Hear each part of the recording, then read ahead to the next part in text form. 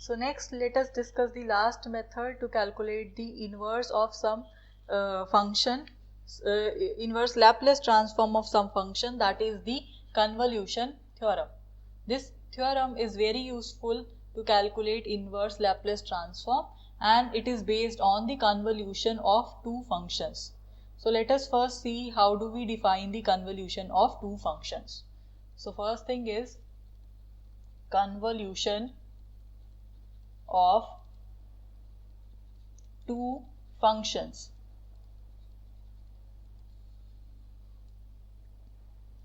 So what would be the convolution of two functions? Suppose I have one function as f of t, another function as g of t, and now I wanted to perform the convolution of these two functions. So this is equal to, the formula for performing this convolution is taking the integration from 0 to t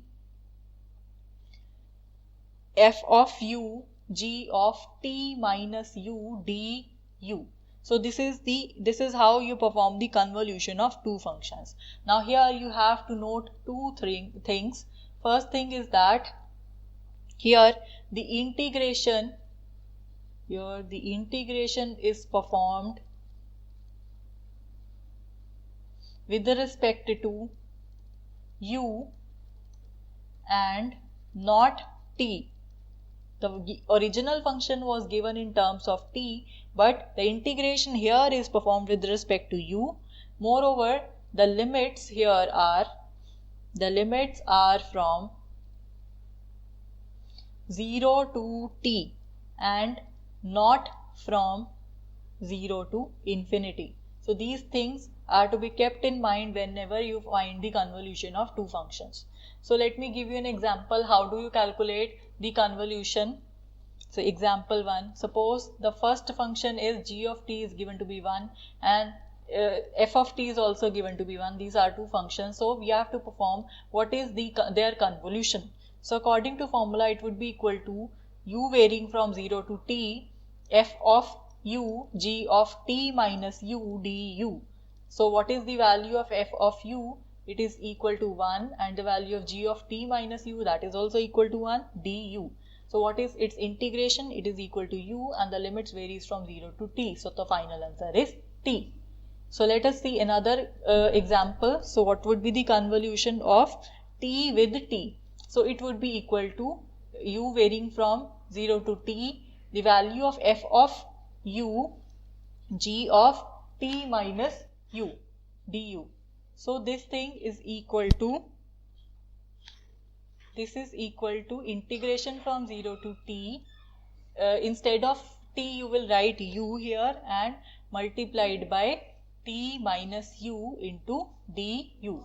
So now how will you perform this integration? So its integration would be ut minus u square du. So that would be the integration. That would be the multiplication. So now how will you perform this integration? T would be treated as constant. So it would be t into u square divided by 2 minus u cube divided by 3, and the limits are from 0 to t. So this is equal to t cube divided by 2 minus t cube divided by 3 minus 0. So this is the final product of this is the final convolution result that you obtain. So let me again give you one more example.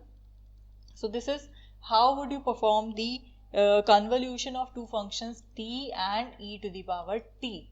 So this is equal to integration from 0 to t, the first function f of u g of t minus u du. So here the first function would be u, and the value of second function, it would be e to the power t minus u du. So now you have to perform this integration with respect to u. Okay, so we'll perform this integration. How do we perform integration? The integration is performed with respect to u. So we can take this term e to the power t outside. So integration is only with respect to u of this term u into e to the power minus u du. So now we can treat this to be the first function, this to be the second function. It would be e to the power t, and then first function as such, the integration of second, and then minus integration derivative of first function, integration of second. So what would be the final answer after integration? It would be equal to e to the power t, and then it would be t into e to the power minus t into e to the power minus t, and when you substitute 0, it would be 0, and here minus become plus, and then integration of e to the power minus u, it is equal to e to the power minus u divided by minus 1, and limits from 0 to t. So when you substitute the limits, it would be equal to minus t e to the power minus t, and plus it would be minus e to the power minus t, and when you substitute the power as 0, so it would be 1. So the final answer after convolution, it becomes minus t, and then it becomes minus 1, and then it becomes again we have plus e to the power t. So this is the product which you obtain after convolution. So this is how you performed convolution, but we were to see how do you calculate the Laplace transform of convolution. So we have this theorem. So this theorem says, if the Laplace transform of some function f of t, that is given to be capital F of s, and the Laplace transform of some function g of t, that is given to be capital G of s, then the Laplace transform of f star g, that would be equal to the product of Laplace transform of f of t and g of t. This is one result, or you could write this in converse form. So that means Laplace inverse of two functions f of s and g of s, that is equal to f star g of t. So now we will make use of this result to calculate several questions. So before that, we will first prove this very important result. This is the convolution theorem. Convolution theorem. So we will first see its proof. For the proof, we will assume this term. We wanted to prove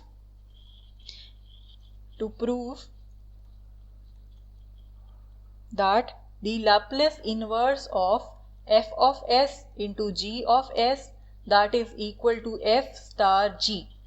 This is what we have to prove. So firstly, what we'll do, we'll consider this term. Consider the Laplace transform of f star g. So what would be this? This would be integration from 0 to infinity f star g as such, and then e to the power minus st dt. So now what we can do, we can apply the definition for f star g. So it would be, here these are the limits of t. So t varying from 0 to infinity. Now we will apply the definition of this f star g. What would be this? It would be integration from 0 to t of this function u. So f of u, g of t minus u du, and the remaining part as such, e to the power minus st dt. So this is the result that we have. Now here the integration firstly is performed with respect to u and then with respect to t. So let us have a look here. Next what we'll do, we will change the order of integration. That means we'll first take the integration with respect to t, and then we will change, perform the integration with respect to u. So for that, how do you change the limits? For that, suppose this is some function that is u, t is equal to u. Earlier, because firstly the limits were taken with respect to u, so we were considering this thing, this line. So your limits, this is your t axis, this is your u axis. So u was earlier varying from 0 to t, this because this curve is t is equal to u, so the value here is value of u is u varies from 0 to t. Now you are suppose you are painting this whole region. So what you will do, you will move this vertical line to this side and to this side until whole of the region is covered. So that means you will move this vertical stick from t is equal to 0 to the point t is equal to infinity until it is being covered. So that means that were your previous limits. That means u were varying from 0 to t and t was varying from 0 to infinity. But now we wanted to change into another portion. So that means firstly we will take the limits of t instead of u, and then we will take the limits of u. So this curve is t is equal to u. Now instead of taking this vertical line, we will take this horizontal line. This horizontal line, for this horizontal line, what is the value of t here? The value of t here at this particular point is equal to u, and at the corner of right corner of this horizontal line it would be infinity. So that means we will first take the limits of t, those would be t varying from u to infinity with respect to t, and then we will take the units of u and your u. Now we have again to paint this whole area. So how we will do that? We will shift or we will move this horizontal line upwards and downwards until whole of this area is being covered. So that means here the value of u is equal to 0, and at this portion the value of u is equal to infinity after some long interval of time, because we are to calculate this whole area.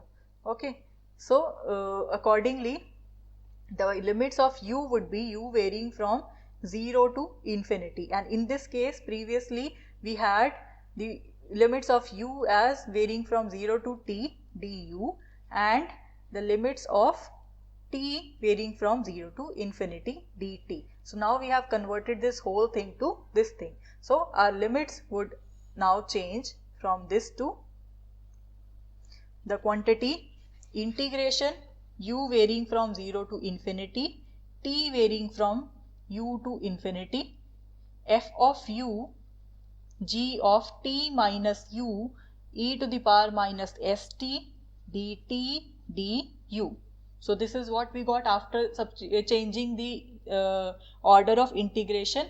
So the next step here is substitute t minus u as some another variable, say r. So that means your dt would be equal to dr, and your limits would change whenever your t is equal to u. That means your r would become equal to 0 when you substitute t is equal to u here, and whenever t is equal to infinity your r will tend to infinity. So accordingly these limits, they would change to integration u varying from 0 to infinity, this would be as such, but here we would have r varying from 0 to infinity, f of u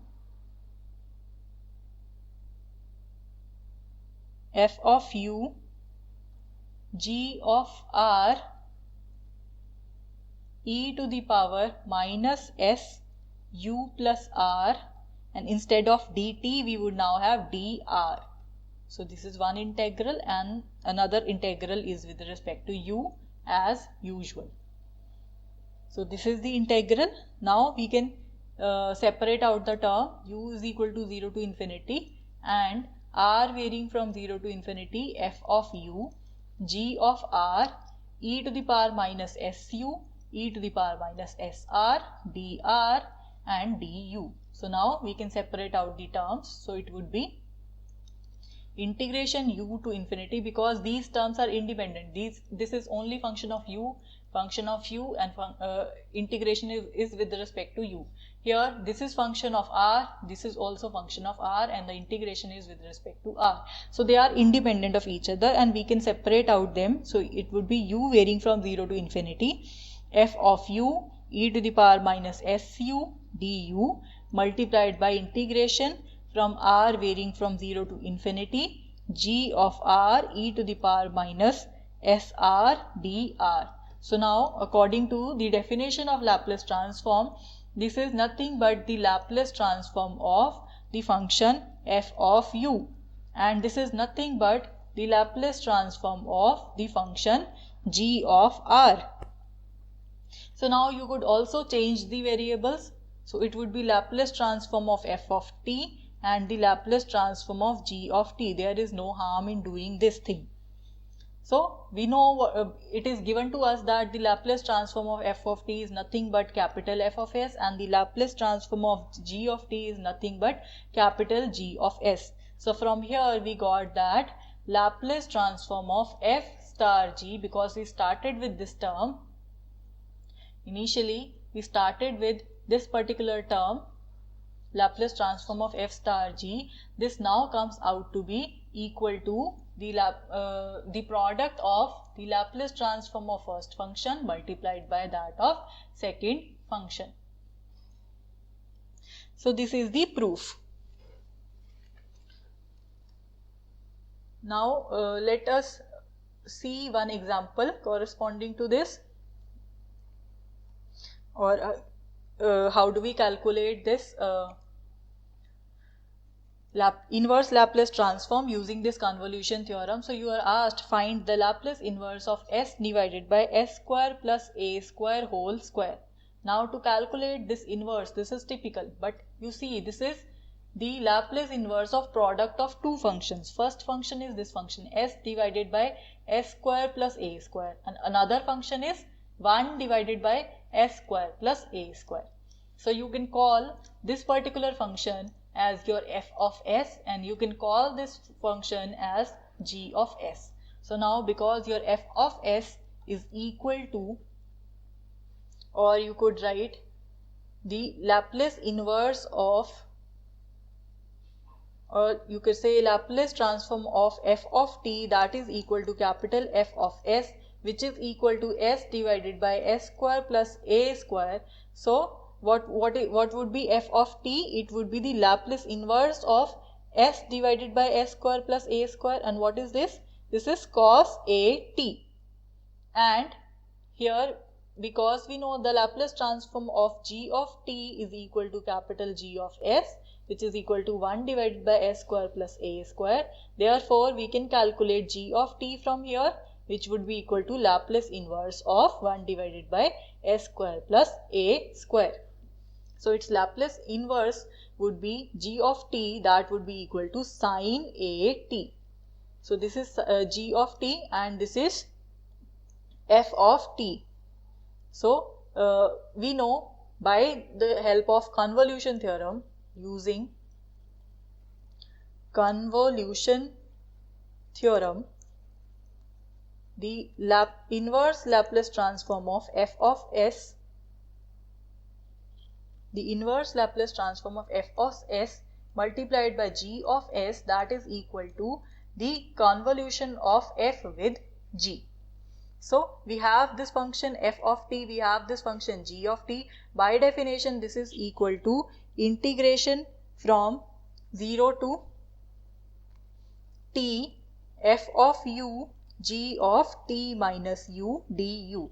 So now because we have f of t, so what would be f of u? That would simply be changing the variable from t to u. So we will change this variable t to u. So it would be cos a u. And what would be g of u, or g of simply t minus u, because we require t minus u here. So it would be g of t minus u, that would be equal to sine a, and in place of this t we will now write t minus u. So we require this term and this term in order to calculate this particular integral. So let us see what this integral comes out to be. So it is equal to cos of au multiplied by sine of a t minus u du. So now we will have to solve this particular quantity. So how can we solve this? Moreover, there is one mistake.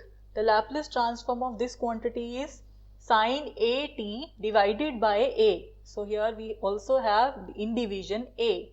So that here also we have in division a. So our integration here would be this term divided by a. So now we have to solve this particular integration. How can we solve this? So here we can apply this formula. So we can take this a outside and we can multiply and divide by 2. So we would have 2 cos au multiplied by sin at minus au du. So now 2 cos a sin b, that is equal to integration from 0 to t sine of a plus b, right? So it would be at minus au plus au, and then we have plus sine of at minus au minus au du. So from here this au and au cancels, so we are left with 1 by 2a integration from 0 to t sine at plus sine at minus 2au du. So what would be its integration? So its integration would be 1 by 2a, and we have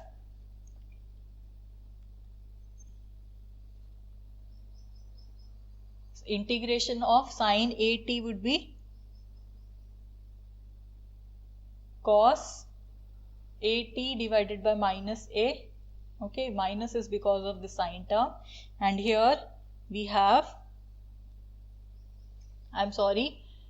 here you have to see the integration is with respect to t. So this term is constant. So that means sine at is constant and the integration of 1 would be u, and the limits varies from 0 to t. Okay, and here because the integration is with respect to u, so that means it would be equal to minus cos at minus 2au divided by the coefficient of u, that is minus 2a, and the limits varies from 0 to t. Limits of u varies from 0 to t. So you could substitute the values here. So it would be equal to 1 divided by 2a, and then this would be t sine at, and then when you substitute 0 you have 0 here, and finally this minus and minus cancels, so we have plus 1 by 2a, and it would be cos at minus 2at, and when you substitute 0 in place of u, it would be cos at. So finally 1 upon 2a t sine at, and plus 1 upon 2a, its value is cos of minus at, that would be cos of at and minus cos of at. So this and this cancels, so the final answer is 1 divided by 2a into t sine at. So this is the answer, and this is the Laplace inverse of the given function. So I hope this is